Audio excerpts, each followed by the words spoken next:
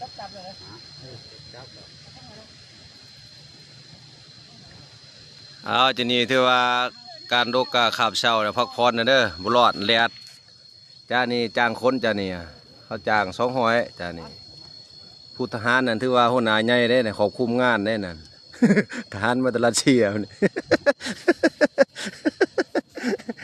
เอาตัวตอนเช้าและซ้ำนี่เนาะและ200เปาะแล้วตาย แหลนหอด รถตาย200ก็งานบางไรหัว200สำเนียง ได้200ไปได้บ่จุดนี้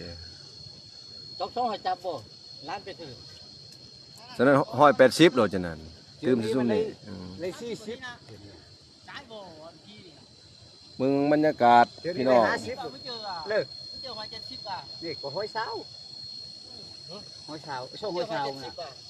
ให้หัวช่องหอยเช้าหอย70มาเชิงนี้30ก็เป็นนั่น30ก็1 2 3 4 5นี่น่ะ50เมาหอนนี่ล่ะ โอ้บรรยากาศงามๆไหม โอ้ย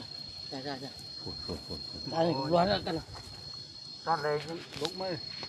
ตอนแรกก็แล้ว ดกแต่เจ้า งาไปตะการอ่ะเขาล้มไปล้มตัวรถเจอตัวเลยเขาบอกเขาเจอหรอกใช่บอกเขาเจออะไรให้ตะการอ่ะให้ทองแล้วใช่อันนี้อันฟืนนี้ยัง